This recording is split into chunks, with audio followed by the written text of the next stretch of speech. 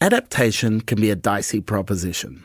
Because if you love a book, or any work of art really, it's natural to be excited for the chance to further swim in its waters, to see that imaginative world in which we're already so invested, reproduced in Technicolor glory. But, of course, with that enthusiasm comes a set of exacting standards, the deep disappointment of a dud bit of casting, the liberty taken with merging two characters or excising an extraneous plotline. But for my money, the worst crime of all in an adaptation is one that is so slavishly faithful that it sucks the flair and joy out of the story that made us love it in the first place. Books to screen can be a recipe for heartache and disappointment. But the crucial thing is that when it does work, when an adaptation sings, well, that's just wonderful. Start again.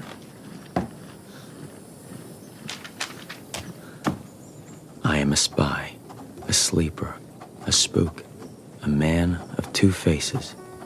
I was cursed to see every issue from both sides.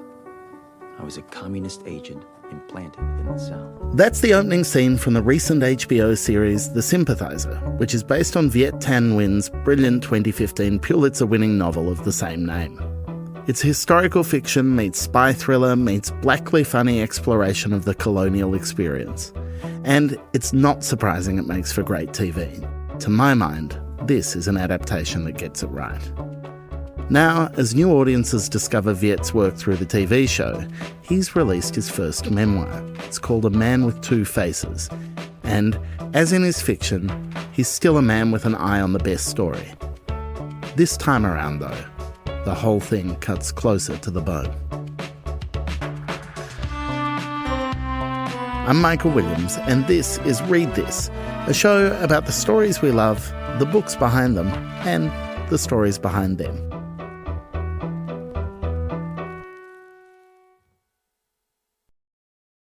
Viet Thanh Nguyen was born in Vietnam in 1971. After the fall of Saigon in 1975, he fled to America with his family, leaving behind an older adopted sister. In his move to non-fiction, A Man with Two Faces, he lays bare the details of this story, all the while pushing against the familiar beats of memoir. So that's where I wanted to start, with the kind of conventions into which Viet found himself writing for the first time. In A Man of Two Faces, you reflect a lot on the generic and category expectations of telling this kind of memoir, that the refugee memoir takes a particular shape. In fact, you offer the crib notes for any aspiring writer of a refugee memoir. And I wonder how much an awareness of that tradition made you resistant to write into it in the first place. I'm very meta as a writer. I'm always thinking of the larger contexts and frames in which stories are told and received.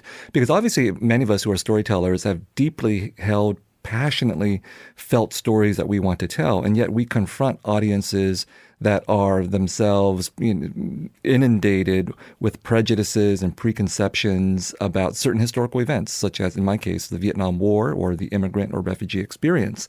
And I'm very cognizant of the fact that then these prejudices and preconceptions shape audience expectations. And in the example of the United States, I mean, part of the mythology of the United States is that we are the greatest country on earth. And therefore, no matter what kind of difficulties people have encountered in their interactions with Americans, either through American wars or as immigrants to the United States, no matter what kind of difficulties, nevertheless, the final result is congratulations, you're an American, you've made it. Even if you criticize the United States, you're still evidence of the American dream. And so that's where the refugee memoir or the immigrant memoir comes in to affirm this country. And so I had to resist it even as I was telling the story. And I wanted to make sure that readers felt the emotions that all readers want from a story, but that they also were aware of why they wanted those emotions. I'm curious, knowing you wanted to be a writer by far predated knowing you wanted to tell these stories, yes? I think, like many writers, my response to stories is very visceral and very emotional. I grew up surrounded by stories in the public library because my parents were living this very difficult refugee life, working very hard, not having time to spend with their children. That was the proximity effect on me, and my way of solving or addressing that was to escape through stories. Those trips into the public library as a kid, I've heard you say before that despite their religious belief, there wasn't even a Bible in your house, that you went to the public library because you had to do that to go and read. Did that create a gap between you and your family, becoming a reader? Oh, absolutely. I refer to it as being kidnapped by literature. My parents thought the public library was a safe space. You could just drop your kid off and they'll, be busy for 12 hours. This was the kind of time when my parents would literally drop me off at the library at Saturday morning before the doors even opened. They took off and I was there surrounded by dozens of adults. Like who knows what would happen. But the more I acquired English, the more I became a better reader, the more I learned about English language, literature of the Anglo-American tradition, the more I became a writer, the more I became an American, the further away I was taken from my parents. And that alienation, I think, is partly what motivates me as a writer and gives me the fuel and the motivation to be a writer, which led to some success. But it's also, ironically, the alienation that distanced me from my parents. Do you remember particular formative books in that early period, the moments where you went, I didn't know you could do that? Oh, there were many. I mean, certainly children's literature of all kinds had a huge impact on me, from Curious George and Tintin on to science fiction like Robert Heinlein and Isaac Asimov, and fantasy like Tolkien, and science fiction like Dune by Frank Herbert. And then adult fiction. There are no boundaries and borders in the library, so no one could stop me from walking to the adult fiction section and reading books that would scar me for life. I was going to say, not only can no one stop you, but any kid left to their own devices in the library very quickly knows it's a pathway to an adult world they're otherwise denied. Oh, yeah, that there are forbidden stories that their parents probably would be unhappy for them to read because there are, dirty words, dirty stories, that kind of thing. So, of course, Philip Roth's 1968 novel, Portnoy's Complaint, made a huge impact on me when I was 11 or 12, and not capable of understanding very much about it, except that there's some echo between the life of, a second-generation Jewish American boy shadowed by the Holocaust and this Vietnamese refugee shadowed by war, and both struggling with their adolescence and their sexuality. Huge impact, which would eventually, ripple through The Sympathizer, my first novel. The title of A Man of Two Faces, a memoir, a history, a memorial, comes from The Sympathizer. I'm a spy, a sleeper, a spook, a man of two faces. What is it about that idea of two faces that so resonates with you? I think I just knew that from a very, very young age as a refugee, or maybe just as an individual. But I always had to maintain at least two faces, one to my parents and one to the rest of the world. And there's probably more than just two faces. But, I was growing up as an American, but I was in my parents' very Vietnamese household. So I felt like an American spying on these Vietnamese people. And then when I stepped out, I felt like a Vietnamese person spying on Americans in the larger world. So that was a very deeply held feeling and confusion for me. And, when I started to write The Sympathizer, I thought my life is not very interesting. So I'll create a spy and put some of these feelings into him and amplify them greatly, because a spy is obviously a man of at least two faces. And then when it came time to writing this memoir, I'm a reluctant memoirist, which I think is a healthy thing. Yeah. Enthusiastic memoirists are scary people. That should be automatic disqualification from writing a memoir, is wanting to write a memoir. Exactly. So I had to be persuaded into doing it by my editor. And the initial way for me to do it was to pretend that I was the sympathizer writing about me. That created enough of a distance between me and myself that I could observe myself and start writing about myself. And then gradually, as the book progresses, I get closer and closer and closer to that strange little boy that I didn't understand even when I was him. That process, so beautifully described there, is in part captured in the book by the decision to use the second person. Can you talk to me a bit about when that moment kind of landed with you? I wrote that book very intuitively. There wasn't a lot of planning going into it. And the book actually starts off in the first person.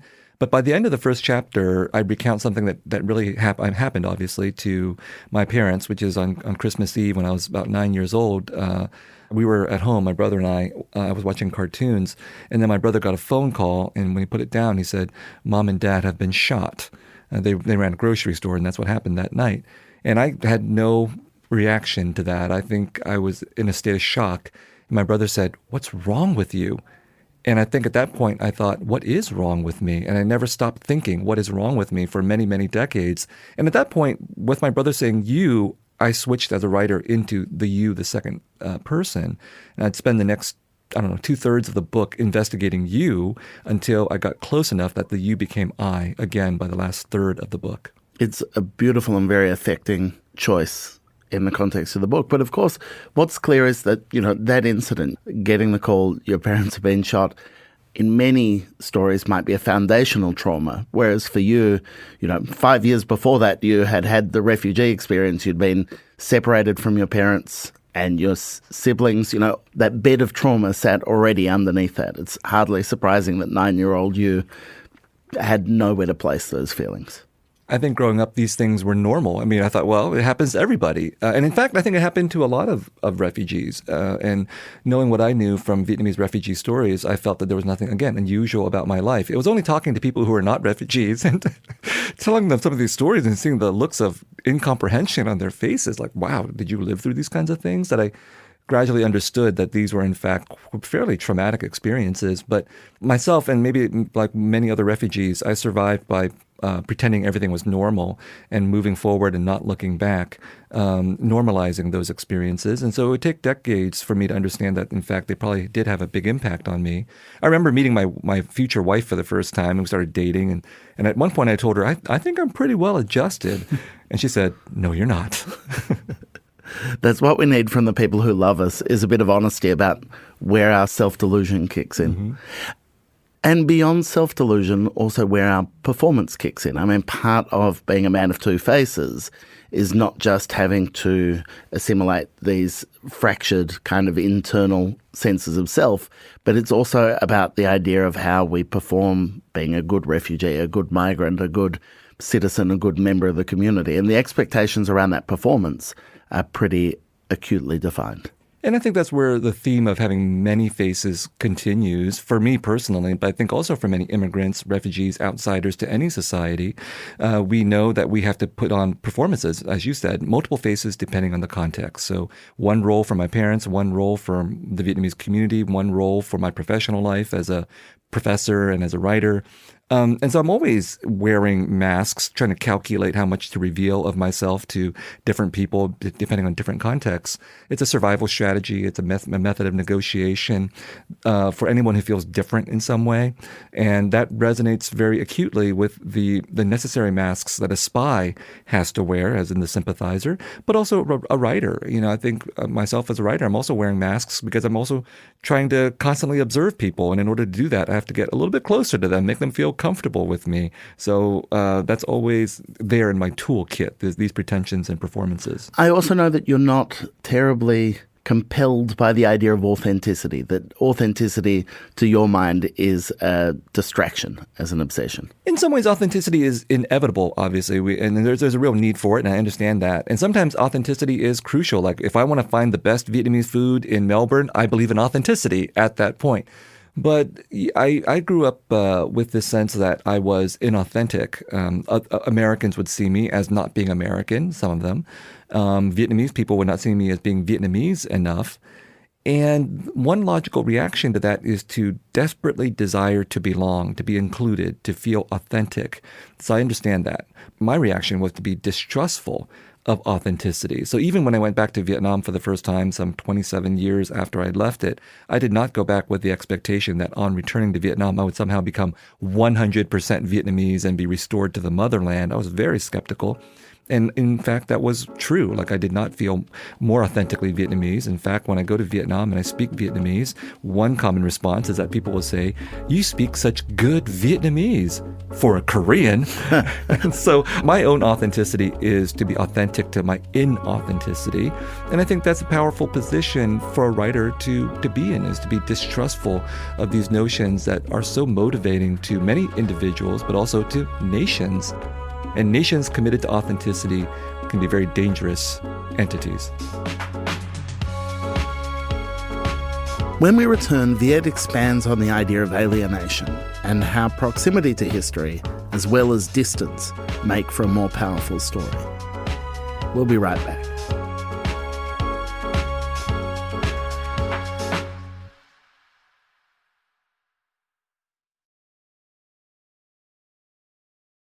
One of the things you describe so well is not just that relationship with the emotion of the trauma of the refugee experience, but a kind of idea of conditionality about what bits of it are your story to tell and what are someone else's. So not only are you having to cut close to your bone, you're having to cut close to the bone of loved ones who haven't necessarily given you permission. And that is a serious ethical and personal and moral and artistic problem that I think a lot of people who write about their families confront, whether they do it explicitly through memoir or nonfiction, or whether they disguise things in fiction. And I struggle with that quite mightily. So I had great difficulty writing about my own life and my family's life until my mother passed away. And then that, I think, gave me some license to think that now I could talk about things that would not harm her anymore. What year was it that she died? 2018. 2018. And at that moment, you felt liberated from a responsibility to her not to share secrets? Well, it wasn't that mercenary of a position. It wasn't as if right away it's like, oh, wow, now I can talk about all these stories that I have been holding back for so long. But there is a moment in my book, A Man of Two Faces, where I said, and, it was an honest admission that even as my mother was passing away, the writerly part of me was already thinking about how to describe that moment. Not because I wanted to exploit it, but simply because as a writer, at least my kind of writer, I'm always looking at people, at situations, for the potential for material or how my art can deal with it and transform it. But, when my mother passed away, it was simply that it took me a while to even begin to process what that meant. But also, I think that was the beginning of my understanding, not that I was liberated, but simply that she would not be there to be damaged by any stories that I told. And it took me a while to get to the moment where I felt that I could write about it. I think that as a writer, I'm always dwelling on the possibility of what can and can't be told at the present moment. And that's a very personal circumstance, obviously, but it's also related, I think, to larger social contexts as well. I certainly look at my own family, my own history about the potential for stories. But as an American, I also think that there are stories that we as Americans have a hard time confronting. And we've taken a long time to tell some of these stories. And so my own work has always fluctuated between the personal desire to confront these emotions and to tell these stories, but then also to connect that to the national experience and, in my interpretation of the United States, the national reluctance to confront some of its most difficult emotions and traumas. And the fact that, as with any colonial nation, probably any nation, national identity is built on silences and deliberate and willful silences. And so are families. So I mean, I think I don't know of any nation that's founded on this idea that, yes, we brutally violated some other people or conquered some other nation in order to build our own. And yet most nations, maybe all nations, have that kind of foundational violence. And then that foundational violence is obviously contradictory to the noble ideals of a nation. So yes, we have to create mythologies and tell stories to ourselves that justify our own existence as a nation. And then there are those silences that you talked about. And my experience with silences is that even if something is not spoken about, that doesn't mean it's not felt. That absent presence of silence reverberates emotionally, certainly with families. I've encountered many families of refugees, but also veterans, where the children and grandchildren say, well, the parents and the grandparents never talked about this experience, whatever it is. And yet we could feel there was something unspoken. And that unspoken aspect still transforms us. And again, there's also that question of personal proximity to story. You reflect in the book that where your parents are the children of war, the children of displacement, you're the grandchild of those things rather than the child of them. And that adds a different kind of lens through which to see those stories. I think proximity is a good word. The proximity to a blast, the proximity to radiation, the proximity to whatever. Even if you're not there at the very core of something that happens, the shock waves or the effects can still impact you. Certainly impacted me and many other refugee children and grandchildren, where even if we did not personally experience the trauma of war or the refugee experience, or if we were too young to really remember those things, we saw the effects on our parents through the stories they told, the stories they refused to tell, their behaviors, which were sometimes problematic in different ways. If you're not able to deal with your own trauma, what happens? Oftentimes you take it out on other people in various kinds of ways. So yeah, the proximity to a historically important experience is its own kind of experience, and it makes for its own kind of story. I understand that before you submitted Man of Two Faces to your publisher, there were only two readers of it, your wife and your brother. And I'm wondering about your brother, that must have been a nerve-wracking person to share it with, given the ways in which It's quite literally a shared story, a shared experience. I mean, it was a nerve-wracking experience to share the story with anybody. Honestly, I've never felt so viscerally twisted inside when people started reading this particular manuscript in draft form. But there's no doubt that having my brother read it was a particular challenge because he was the only eyewitness to what had happened to our family. So his opinion was important to me, and especially as my older and only brother. And so what happened was I gave the manuscript to him, and then I didn't hear from him again. And then my sister-in-law had to intervene, and she persuaded him to read the manuscript, and he finally read it. And then he said, "I got it right. You can publish this," which was very validating for me because I would have published it anyway. But it's important that he also thought that I had spoken some version of the truth. I don't know if it's his truth, but at least he could agree to that truth. I was going to say, I like that construction of "you got it right," is it doesn't presuppose accuracy of memory, and you're a scholar of memory. You've thought about these ideas a lot. To say you've got it right, this can go out as your record of things, is lovely insofar as the things it doesn't say. Yeah. Memory is highly subjective. Memory is always fluctuating. And this is a funny thing about writing a memoir, because I think many people would interpret a memoir or an autobiography as being based in fact. And yes, there are facts, of course, but there's always interpretation. And I think there's something quite fictive oftentimes about memoirs and autobiographies, because the writer is constructing a narrative and an interpretation and trying to convince you, the reader, to trust the writer. And the problem is that you can have any set of facts, and two people who are there at the same time can have vastly different interpretations. So that's part of the fun and the challenge of writing something like a memoir, especially when people are still alive, is that the fictive quality is quite evident, at least to me as a writer. And I try to bring that out in this otherwise seemingly factual memoir. So then, how do you think you will be a different novelist having written a memoir? I suspect it's worked a set of writerly muscles, a set of kind of preconceptions about how you tell story, about where you sit in relation to the story, that mean that the next novel's going to feel very different to write. I think there's a total continuity between the different books that I write. So, for example, in The Sympathizer, there's a scene where our narrator, the spy, is reflecting on the death of his mother, and he builds a fake tomb for her in this movie set. And he cries over that. And as I was writing that, I cried over that. And when readers read that, they often say that is the most poignant moment of the novel for them. And I think that seed of writing that fictional story helped to me to write A Man of Two Faces. And so whenever I'm writing a book, I am personally transformed by it so that I can't write the same book over again because I'm a different person. So likewise, I'm going to write the third and final novel of the Sympathizer trilogy. And there's no doubt that even though these are novels that are in some ways genre novels, they're spy novels, gangster novels, crime and violence and all this kind of stuff, they're also novels in which the narrator has changed over time as I have changed over time.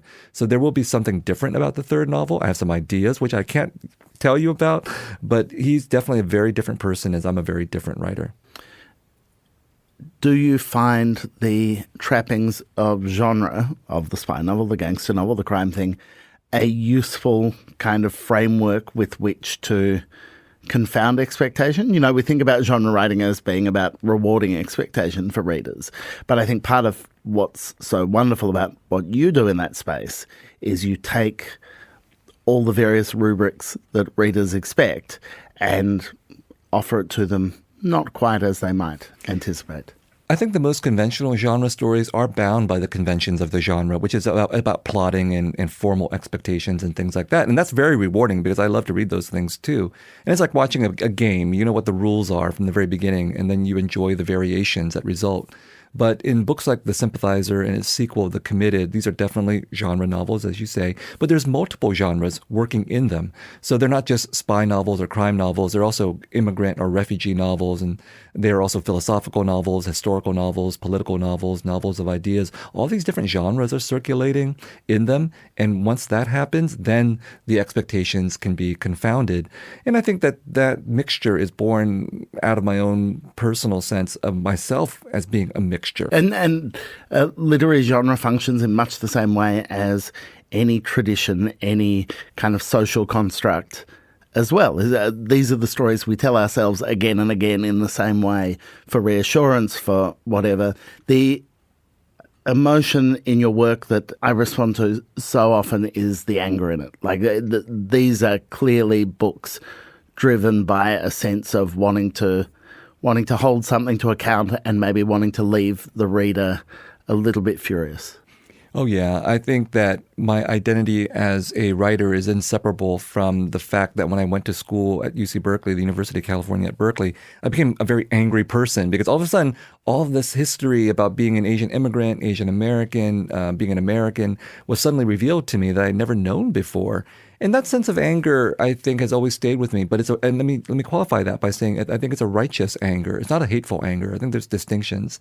And it's an emotion that, like every other emotion, if it's the only emotion one feels, can be overpowering. I mean, love, if all you feel is love all the time, that's a little bit too much. You have to qualify all your emotions.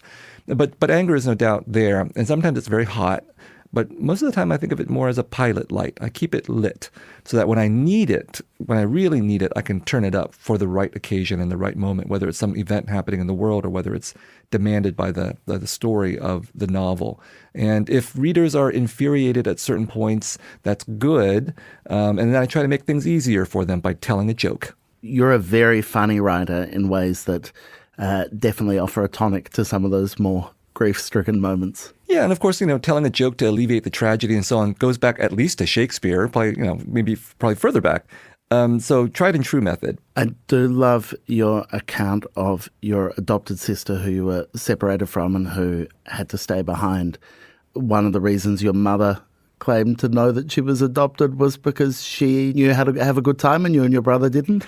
Yeah, that's right. We were a devout Catholic family and we do not know how to have fun. And so when I met my sister for the first time after we left, this was like 27 years later, she was beautiful and she wore makeup and she was very fashionable. And I was like, wow, I wish all of our family was like this. But I will say that there's a postscript to this story, which doesn't appear in the book because it happened after the book, which is last month. This adopted sister, who we had left behind at 16 to guard the family property against the communists, and of course was not able to guard the property, and then was sent to hard labor as a 16-year-old, if you can imagine, for several years. She came last month to the United States for the first time, just in time for the red carpet premiere of my TV series, The Sympathizer. And we went to this fancy Hollywood party where we were the first to arrive, and the second was Robert Downey Jr., and she got to have her picture taken, and I told her, this happens all the time in Hollywood. I couldn't have scripted a better Hollywood ending for this particular story. I suspect that your mother would have been delighted to see that perhaps you had learned how to have a good time. It's just it took you a little while. I hope so. Viet, thank you so much for joining us. Thanks so much, Michael. Viet Thanh Nguyen's memoir, A Man of Two Faces, is available at all good bookstores now. The adaptation of his Pulitzer Prize-winning novel, The Sympathizer, can be found in Australia on Binge.